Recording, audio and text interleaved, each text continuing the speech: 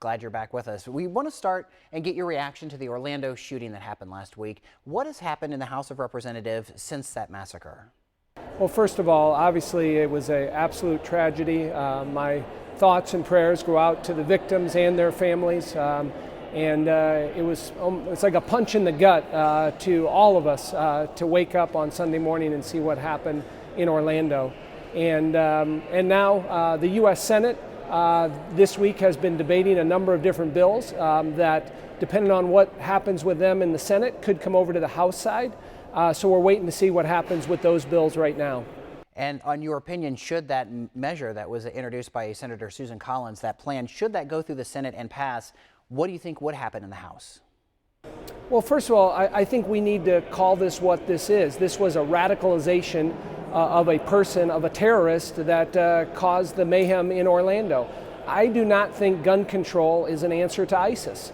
And I think too many people think that these measures are what is going to solve the radicalization or the perversion of Islam, which is what happened in this case. It appears from the investigation thus far that ISIS, targeted this individual. He was radicalized and engaged in this terrorist activity. I think we need to have a global strategy when it comes to fighting ISIS, particularly in Syria and Iraq. And this administration needs to focus on what we need to do to destroy ISIS. How do we eliminate their way of life and what they're putting out there? And frankly, I think that's what we need to focus more on instead of gun control measures. But I will tell you this, Chad, as a former state and federal prosecutor, we have lots of gun laws on the books right now. We need to make sure those are properly being prosecuted. I don't think they are. And anybody that is identified by the FBI or our intelligence services as a terrorist shouldn't possess weapons. They should be in jail. They should be in prison. And we need to focus more on that. What about mental health? I hear that talked about a lot too, that it's not necessarily a gun problem, but it's a mental health and funding or lack thereof funding for mental health resources. Obviously, mental health plays a big role in all of these gun incidents that we've had. But I think we need to separate it out. Clearly, this was a terrorist attack. What happened in San Bernardino was a terrorist attack. Some of the other gun tragedies we've had in this country are related to mental health. I'm the sponsor of the bill in the House right now by Dr. Murphy of Pennsylvania that would focus on mental health. We need to revamp our mental health system, our services and resources when it comes to mental health all across this country. If you go to courts in Illinois or all across the country, mental health is a big issue. So I'm in agreement on that. I think mental health, when it comes to those issues, we need to focus on that in our court system, in our judicial system. And the bill that Dr. Murphy has in the House, I think we're going to get it out of the House this year. It'll go over to the Senate. I think that'll help change the dynamics when it comes to mental health. But let me make it clear, Chad, these are two separate issues. There's terrorist issues, which clearly Orlando was, and there's mental health issues that we deal with in our criminal justice system.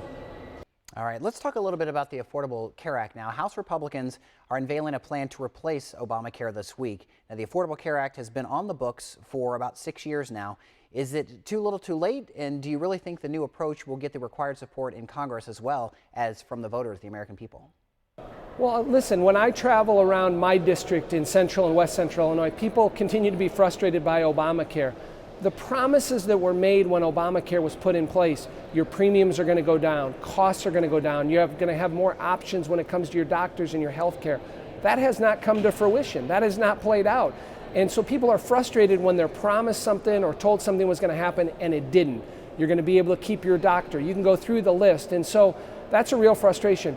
I would also mention to you, Chad, I believe government does not run big things well. And the healthcare system is one of those. Obamacare took 1/6 of the private sector economy and turned it over to government. You can't do that and run an efficient, effective, and accountable system. So what our plan this week that'll get rolled out does is, how do we tweak this? How do we revise it? How do we amend it to make it more efficient and effective? Focused on patient care, focused on bringing down premiums, focused on local health care. In Central and West Central Illinois, we have some of the best healthcare facilities anywhere in the country. But we need to focus on how we reduce those costs, give people more options. How do we look at having insurance companies be able to go across state lines? Those are things that I think we can change and revise and again, scale back the role that government plays in our healthcare system. And that's what this plan will do this week. And I think we have to go out there and talk to the American people about it. But it's something that people are frustrated with in my district. Obamacare has added more taxes, more regulation. It's hurt job creation, particularly in Illinois, because of the added cost of healthcare. All right, later this week and tomorrow, I believe, there is a Science, Space and Technology EPA hearing. You're going to be there. What is this hearing and what would you like to see come from it? Well, our hearing, we're going to have the EPA director in front of us, and I'm looking forward to asking her some questions, particularly on the regulations that have been put forth by this administration, whether it's the the Fiduciary Rule, which affects financial planners, whether it's our farmers, Waters of the U.S. rule, overtime rules. There are so many regulations. Those are just three, Chad, but many of these regulations are implemented by bureaucrats in this administration, particularly when it comes to the EPA. I look forward to talking to the EPA director about the proposed Waters of the U.S. rule. This would affect streams, creeks, rivers, ponds on our farmers' land. From my point of view, this should be something that's legislative. So what the EPA is trying to do in regulating water on farmers' land, essentially saying before you can do anything on your land, you're going to have to comply with the Clean Water Act. From my point of view, Chad, you look at passing a law or implementing a statute when there's a problem that needs to be fixed. When I traveled around my district, whether it's in Adams County or Sangamon County or Peoria County, this is not something that farmers are concerned about, or we need to regulate them more. And this will have a drastic effect when it comes to our farmers if this is implemented. So I look forward to talking to the EPA director about the real consequences this will have on my farmers in my district, but also on home builders and other people that use land. We need less regulation, not more, and I look forward to having that discussion with the EPA director. You know, Congressman, there is a lot going on, even though it's summertime in Congress. You mentioned there the Fiduciary Rule. The House expected to vote to overturn the president's veto on that resolution. What does that, in turn, if that were to pass, mean for the American voter?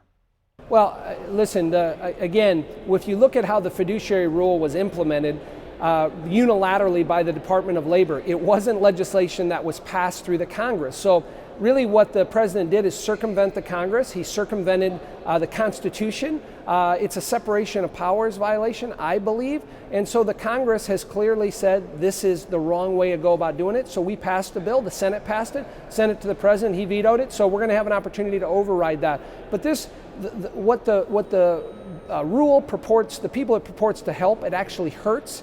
And so, it hurts financial advisors all over the country. Again, this is something that I believe the administration should have worked with Congress on. They didn't. They did it arbitrarily and unilaterally. And frankly, I think that's what makes people frustrated, dubious of government. When it's not passed legislatively, you have bureaucrats, writing rules that didn't get where basically unelected people are passing these rules that affect people. So it's something that's frustrating, but we're going to continue to fight when it comes to these issues that are important to people in my district. And finally, Congressman, on the lighter side of things, tomorrow is a Congressional Baseball game. Tell me what that's all about and how are you taking part? Yeah, we have a Congressional Baseball game that'll be played tomorrow night. I was asked to play in the game. I'm looking forward to it. We play tomorrow night at National Field. I'm looking forward. I'm wearing the uniform of Western Illinois Leathernecks. The baseball team was nice enough to loan me a jersey and a hat, and so I'm looking forward to proudly representing the Leathernecks tomorrow at the baseball game at 7 p.m. I'll be playing first base and a little outfield, and I'm a little sore from the practices over the last couple weeks, but looking forward to a little fun on the baseball field. Sure, a little fun, but it's also kind of it's a chance for you guys to get together and be a little friendly with each other and work on relationships, and also this benefits charity, correct? Absolutely. All the money that's raised at the baseball game goes to local charities here, and also it's a bipartisan effort with Republicans and Democrats coming together for a night to play a little baseball, raise money for charity. I think they've already sold out 15,000 tickets for the game tomorrow night, so it's a great way to raise money for charities, but also to have a little camaraderie and bipartisanship on the baseball field. Absolutely, and how cool for you to play on National Field. That's awesome. So good luck to you in that game. Thank you, Chad. Appreciate it very much. All right, well, we appreciate your time, Congressman LaHood, and we'll chat with you soon.